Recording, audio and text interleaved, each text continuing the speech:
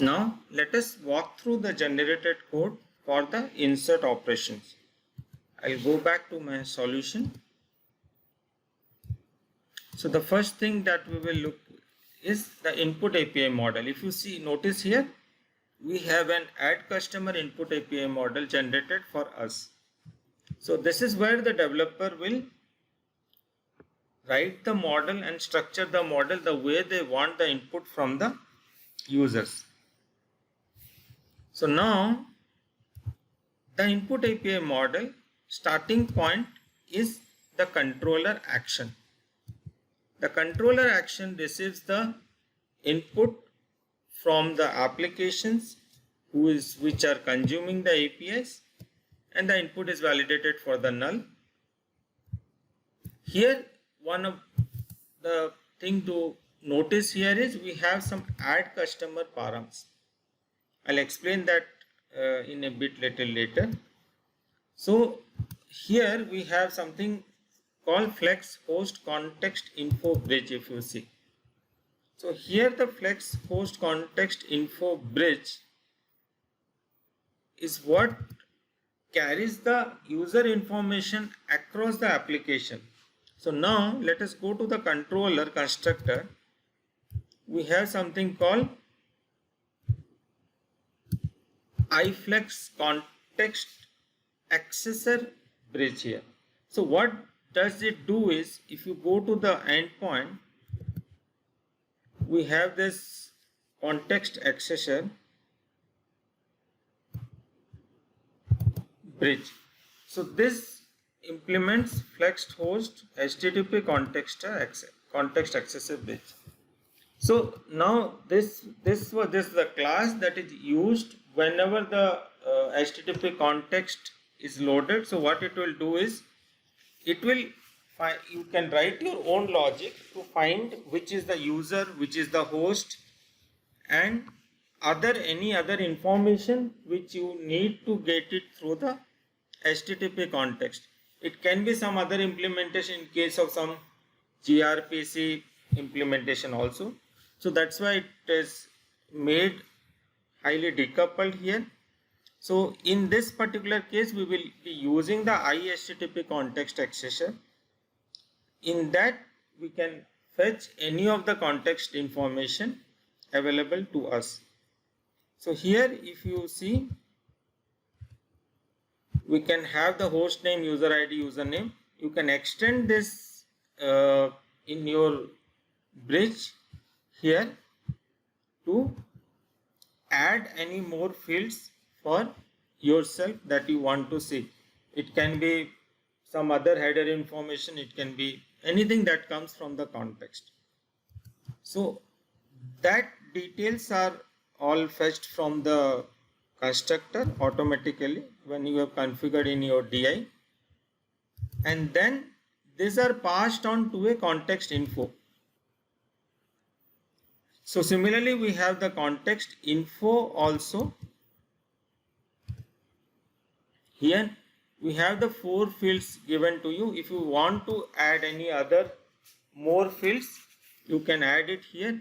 Make sure your field names are same at both the places so that mapping happens automatically. And if there is any difference, you can always configure this mapper here for any other changes.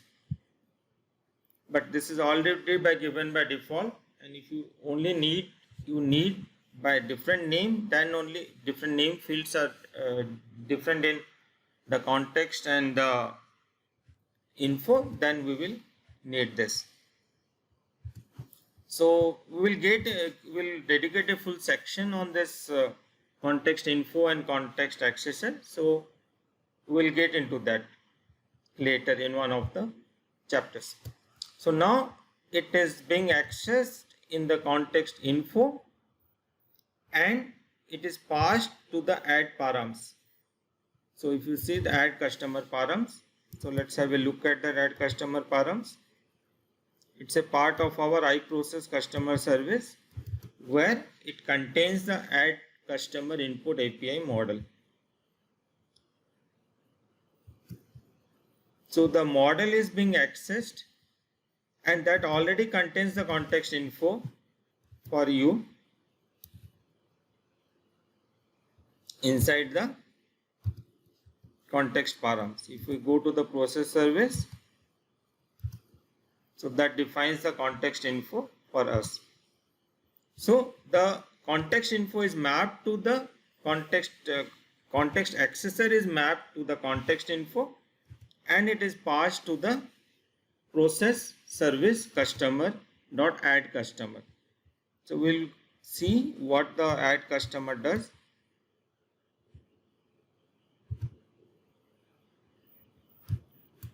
Here. So in the add customer, it takes the param, create a data packet, fill the data packet with the param, and execute the flexi flow. So it goes through each plugins one by one as defined in the sequence and executes the validation. So we will understand in more depth when we understand the validation. So we will keep our top discussion up to this right now. So it validates all the plugins. If any error is there, it will return the customer with the error. So the controller receives the command result with the error. If it is not all successful, then it creates a command and we generate the primary key. So this is the key generator right now. If you see here, we have the primary key generator configured in our DI. So usually people do that thing like we have that integer ID from database, so we don't recommend that. Instead we have given a sequential GUID which is as good as int64, and that helps for your microservices and distributed database without compromising on the performance. So that one gives the generation. If you need your GUID or some other logic, you can always customize this. So we will get back to that also in a separate section for customizing the primary key. So right now, so we create the ID here itself while giving the command, so that we can trace that message throughout the bus, and whether it's being processed, not processed is possible when we generate it here. We can do it at a later stage also, but we prefer to do it here. Then fill the model of the command with the params model, and fill the host context info with the params context info. So this context info will be carried across the application. So wherever you need a user ID to be fetched, which is the current logged in user or any other host info, it will be available throughout the application. And this is very useful when you are doing a multi-tenant application. So you can switch from a single tenant to a multi-tenant, or from a multi-tenant to a single tenant without changing any code, with just by configuration changes. So the command result is then given control back to the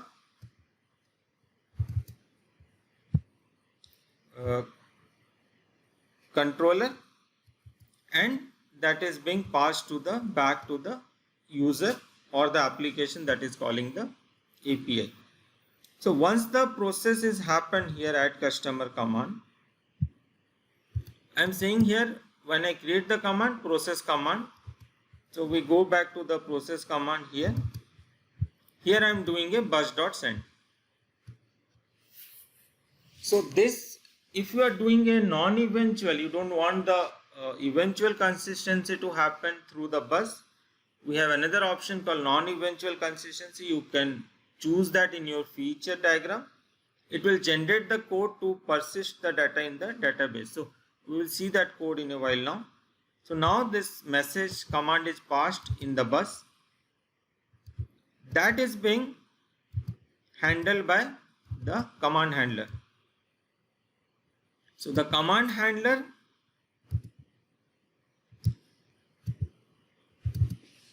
handles the receives the message command in which all the data is filled by the process services.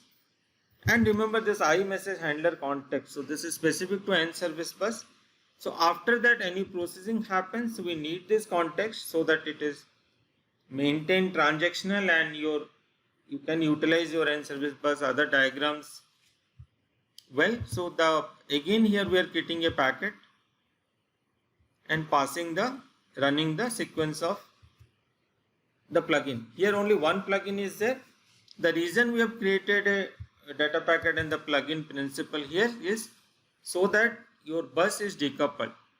So it can be bus omega for maybe some other buses or any other bus also whenever we implement. So this is a very standard code. We can easily replace that with any other bus code, and this code is specific to N service bus. There are a few parameters we have to pass it to the N service bus.